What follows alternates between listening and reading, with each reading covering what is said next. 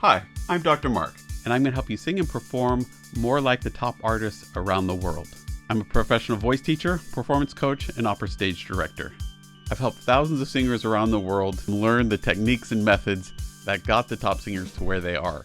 All right, so excited to talk today about what makes Emma Thompson and Bryn Terfel's performance here of some stuff from Sweeney Todd so awesome. Love both of these performers, both with what they do with their voices and they do with their bodies. Bryn Terfel is one of my favorite opera singers of all time. Emma Thompson, one of my favorite actresses of all time. And so really excited to share this with you. And so let's find out what makes them so awesome. Here we go.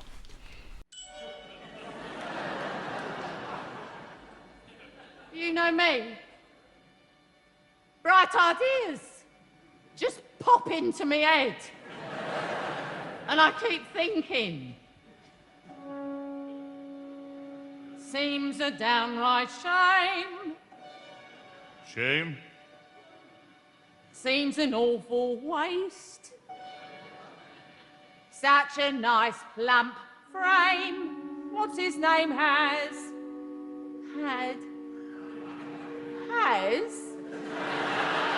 Nor it can't be traced. Business needs a lift. Debts to be erased. So first thing, you'll notice that this is a concert version, right? Still in costume of sorts. Still have some props of sorts. Are we missing much of the show? Yeah, sets, some lighting effects, I'm sure.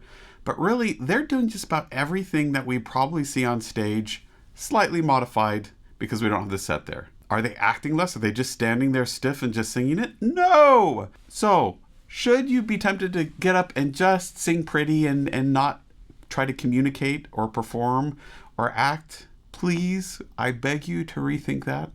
Your audience will thank you for being as expressive in as many ways as the performance will allow you to be expressive. Love what I see here. Love what they're doing with their face, their body. Her voice is, she's being so deliberate about each word and which one she's emphasizing, which syllables she's emphasizing, which one she's not. Love it. One of the things that I want to point out here is that when we're listening to music and we're trying to figure out what we're going to do with our body or how we're going to act or perform or whatever you want to say, we need to be able to listen to the music and answer the question, what is this music? What is this music trying to say? Now that might sound really abstract, but it's actually a lot easier than it probably sounds. What we mean is this mood music? Is this just creating this mood, this sense of impending doom or this intensity or this romance? Or is it action music? Which means, does it imply that someone's moving or something's happening or something's swinging or someone's waving or looking? You'll notice there's action music right here at the very beginning, this little bling, and you saw her turn and come alive to it, her having an idea. The way we'd ask this question is, well, what is that little bling? She answered, that little bling is me having an idea, and I'm showing that I'm having an idea because I'm going to turn and look and my eyes are going to go wide. We're asking what the music is, deciding on what it is, and deciding on a way to show that so the audience can see it. Because if they can't see it, it don't matter, right? There's something so magical about hearing something and seeing what it is that makes that sound make sense, belong in this world before it even happens, right? It's just so amazing. It takes a performance from being beautiful, cool, good, interesting, to being riveting and magical and really engaging. And even so far in this, absolutely enthralled. Love it.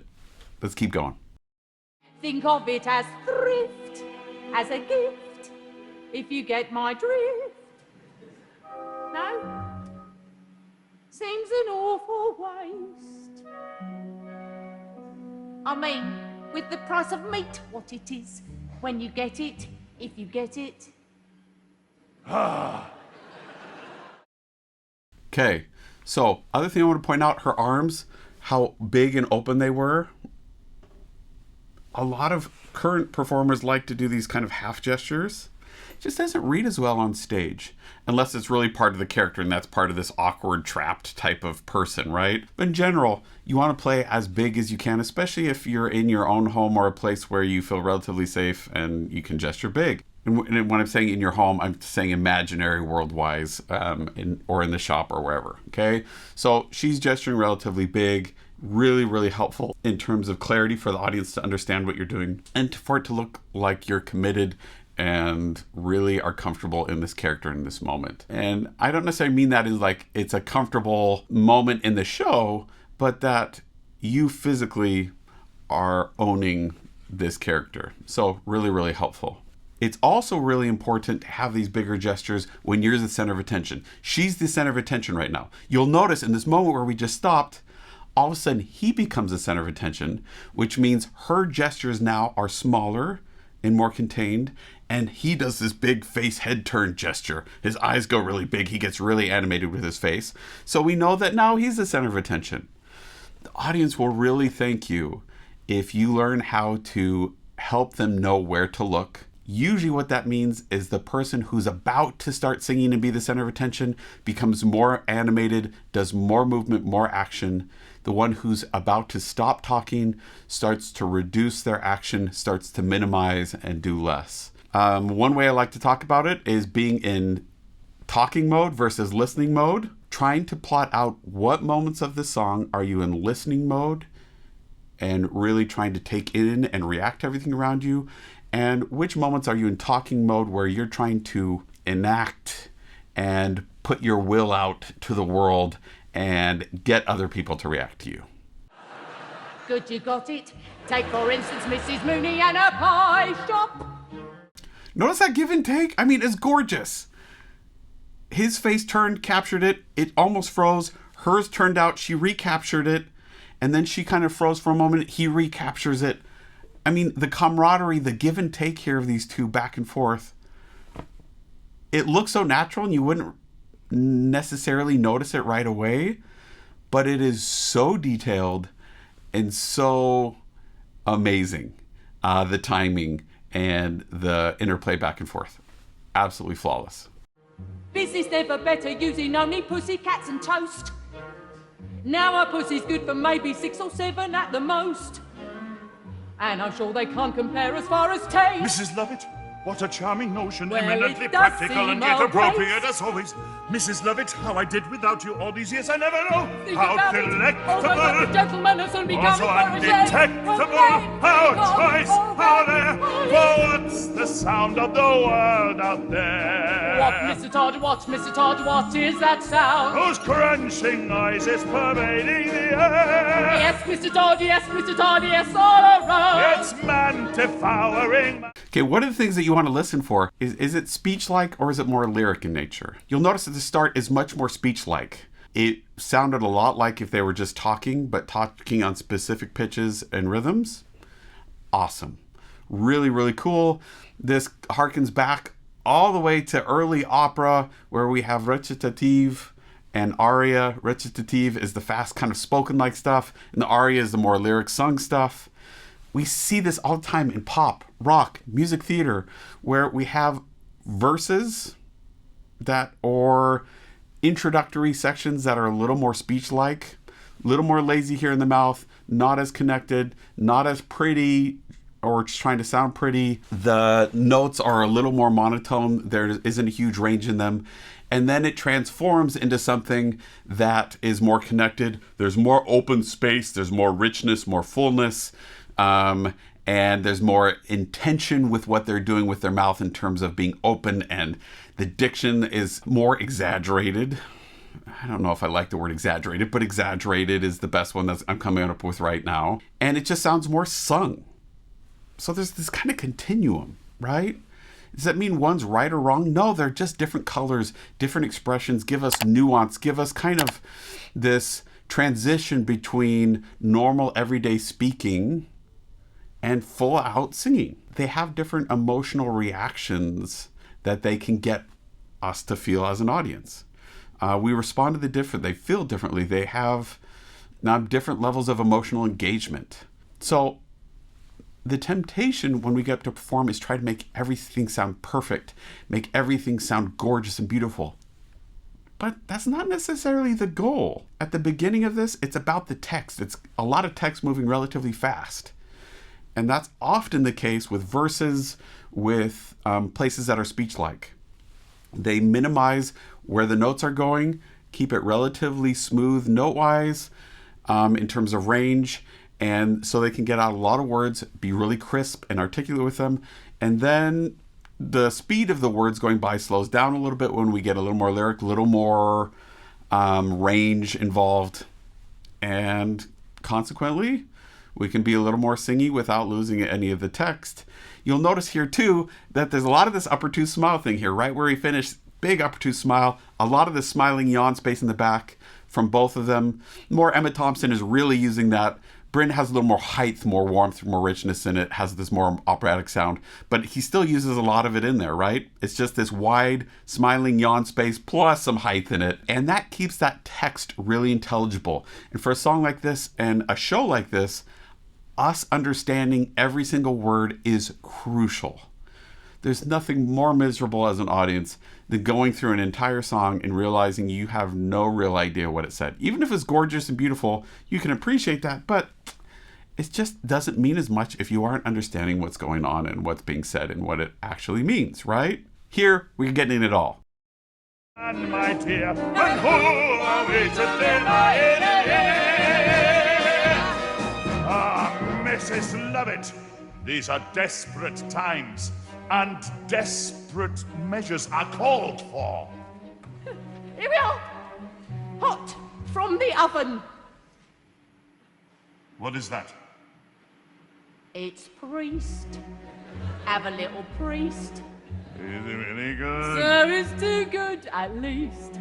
Then again, they don't commit sins of the flesh, so it's pretty fresh. Awful lot of fat. Only where it's sat. Haven't you got poet or something like that?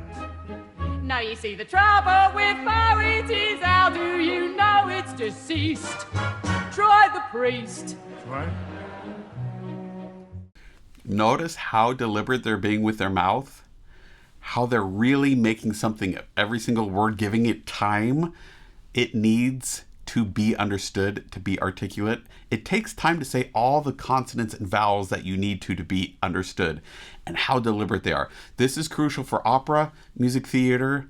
When we're getting to pop and rock, there's a balance there, because if it's too articulate, if it was this articulate, it would sound too trained. It would not really feel like it fit the genre or style right. Now, you'll notice here, they're not trying to sing beautiful all the time. There's a lot of really pretty, gritty, edgy sounds in there. But because they're so articulate with their text and their vocal technique is so relatively consistent, it has this polished quality to it still. It works because it fits with this style. We expect it from music theater or opera.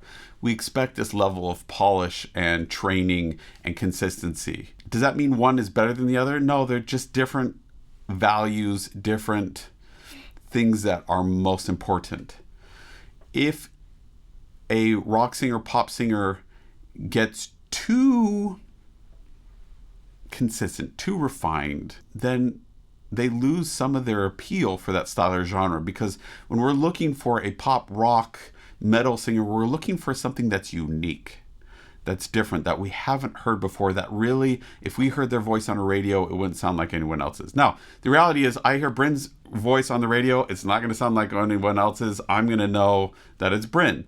Someone else might listen to it and just hear another opera singer.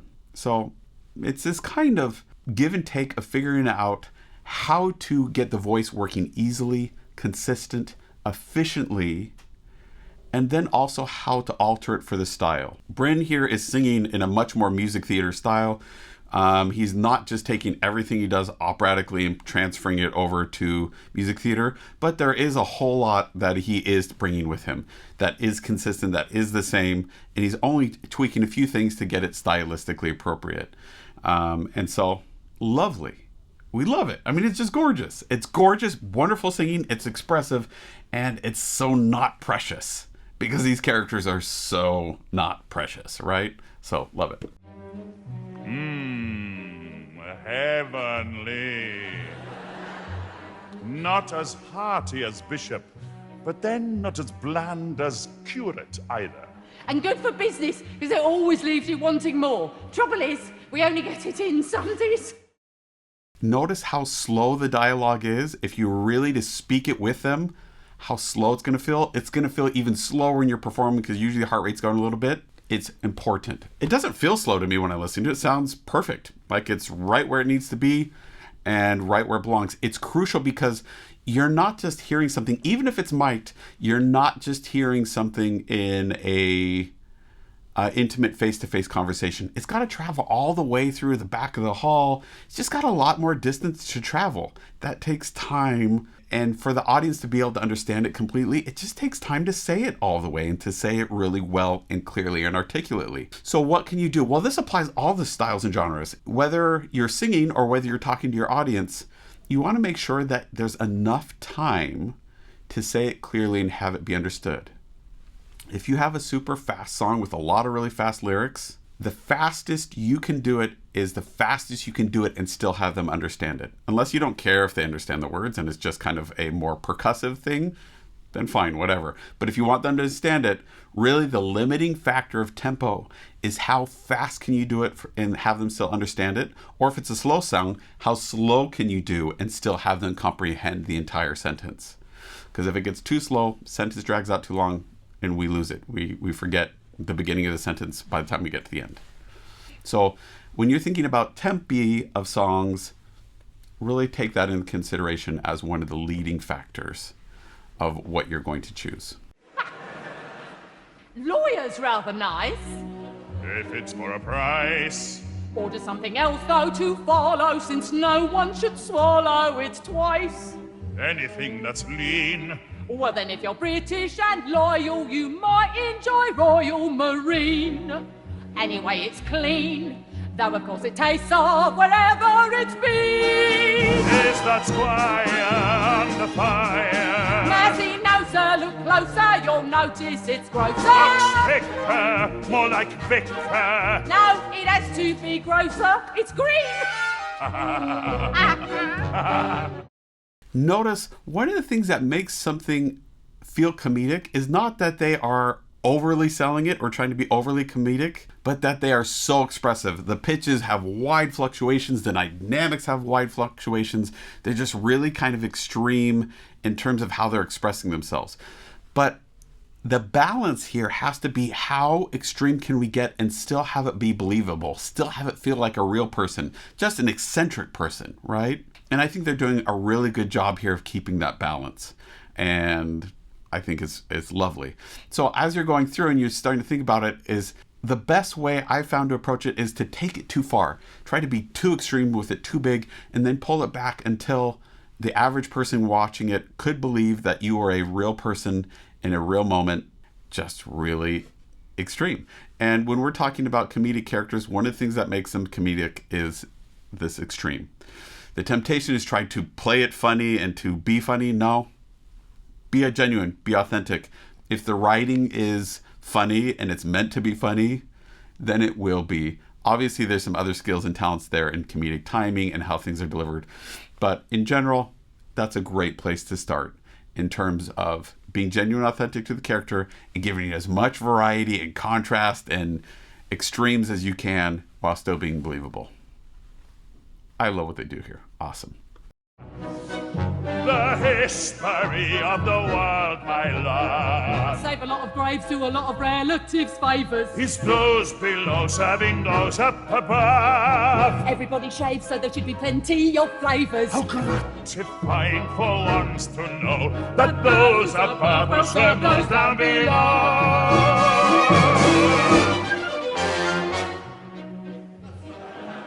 Let's see, what we got here then?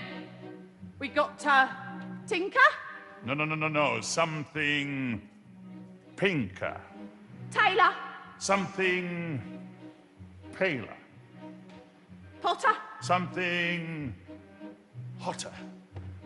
Butler. Something subtler. Locksmith.